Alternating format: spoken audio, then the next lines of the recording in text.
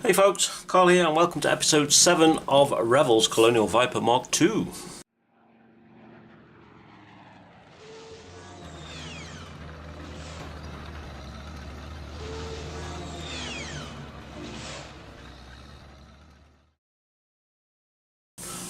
Okay folks, so end of last episode we got the static grass down and we were letting it dry. Since then we've got a few things done off camera.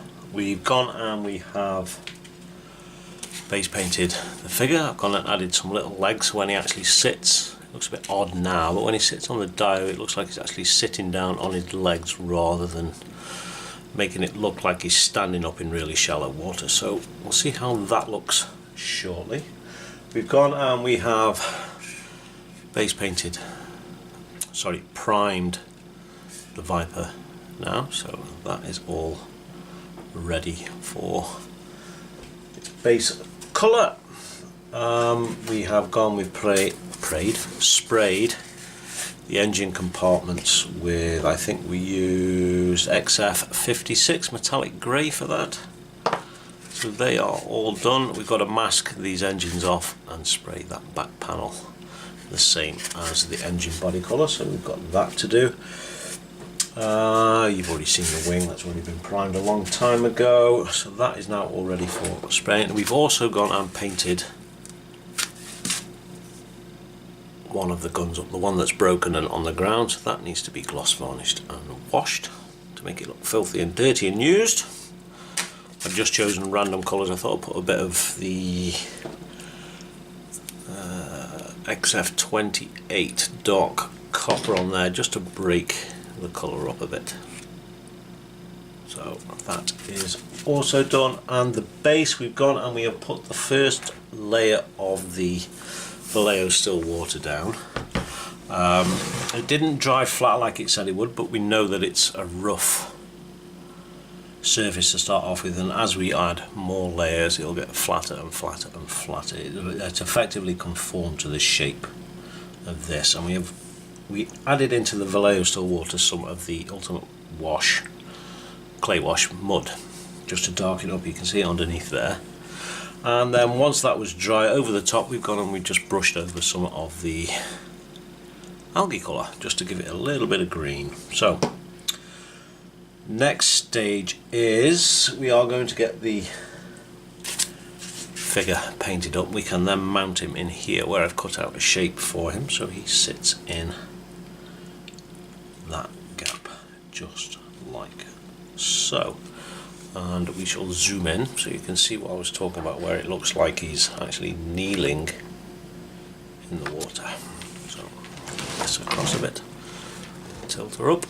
So once this starts to fill up again, because it's probably going to come up to his waist, but it's going to be reasonably clear, and it should hopefully look like he's actually kneeling, looking over the top of this rock. Hopefully, we shall see. We need to get him painted up and in place so we can add some more of the Vallejo still water. Now, I was in two minds to paint this guy in the old colour schemes from the original series, but the helmet is wrong, so we're going to paint him in the colours from the new series and get him mounted in there, which may very well change that we change the name on the Viper from Starbuck to Apollo, because obviously Starbuck in the new film was female. New series was female, so we shall see. This primer went on probably about an hour ago, so we're waiting just for this to dry up. You can still see I'm covered in primer because I didn't wear any gloves again. So that's where we are at the moment. So I'm going to go get this guy painted. I'm not going to bore you to death with that, and then we'll get him mounted in there, ready for some more still water in here. So, talk to you shortly.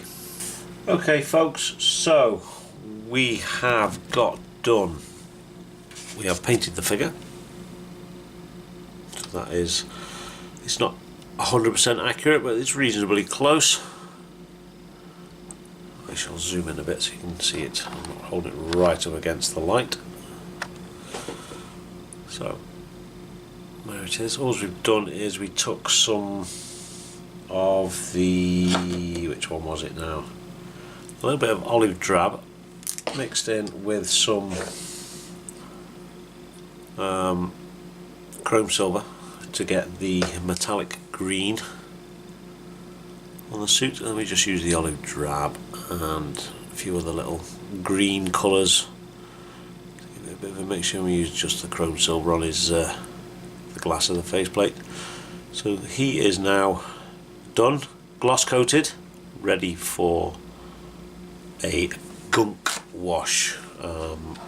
We have also got done, we sprayed up the silver on the engines. I've got that masked up because we're now going to spray this with the main colour of the craft itself, and we've got this engine part done. This is also gloss coated, ready for a gunk wash, and of course we've got the gun that's gloss coated as well. So we're going to gunk wash these. I'm not going to gunk wash, and I haven't gloss coated this because obviously we need to still spray the base colour of the Viper. So right now we are going to gunk wash these, and we are going to be using 502 Abteilung, a Starship Filth. And this is a pretty easy process. You have an old tatty brush for spreading it on, which is pretty much my go-to brush for near enough everything. And we have an old rag for wiping it off. And all as we are going to do, we shall do the figure first. All we're going to do is we're going to open this. This hasn't been used for quite some time. What we're going to do is we're going to load up the brush. Don't need a huge amount. We are literally just going to cover this guy in oil. Hence why we've done a gloss. So we are literally going to cover every nook and cranny on this guy. Hence the name of gunk wash. And that is it. So we will leave him. He's trying to escape. So I don't know how much of that I've actually got on camera. So he is literally completely covered in the Starship Filth, and we're going to leave him alone for a few minutes. We'll stick it back in there. So we'll do the gun as well. We should have enough on this brush to do the gun. We do indeed. Same again, I'm going to leave it a few minutes just to let it take a little purchase. So we might as well do this, because all we've got to do is these side panels, because that's all that's going to be visible. We may still have enough on here to do this as well. So that tiny little bit has actually gone quite a way, so completely washed. Yeah, we need a little bit more, not too much.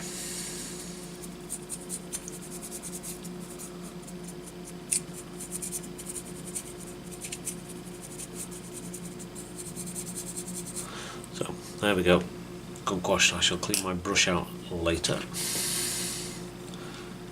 There being an oil, it's not going to dry out really quick. Lid back on. We can put that to one side. So we shall get our cloth. In fact, I am going to put a glove on. I can then take this fella off with there. I can hold them a little bit more secure, and we are literally just going to start wiping away the oil as much as we can. And that is going to do a couple of things. It's going to leave a bit of detail in there because it's going to be inside where all the shadowy parts are. It's going to highlight any seams. And secondly, it's going to take the shine away from the gloss coat, so it's going to dull it up.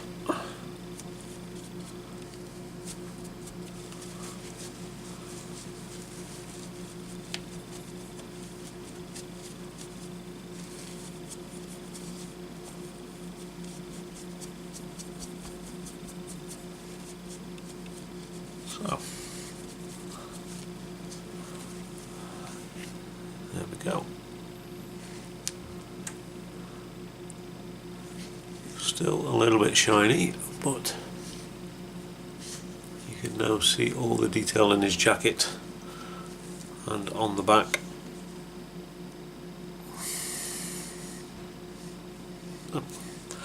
We will put him back on his peg and he will be left alone for a couple of days to let that oil dry. So we can now rinse and repeat the same on the gun, and we are just going to brush in one direction with this gun. I shall take it off the stick again. I'm just going to go, if he can keep hold of it, that is, because we want to leave as much in the grooves as possible. So there is a gun with a gunk wash on it.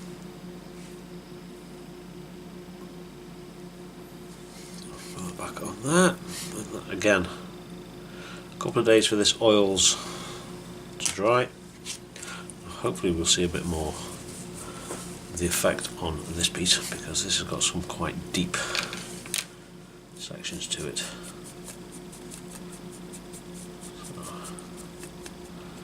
we're really not going to be able to get in there too much to clean it out, unless we go at it with a brush.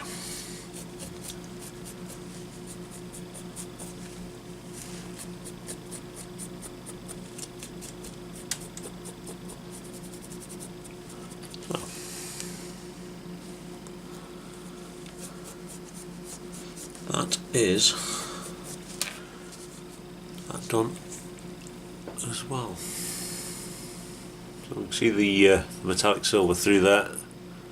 It's also looking grimy and adding a bit of shadow stuff in there. So onto its peg, and we shall leave them alone for a few days.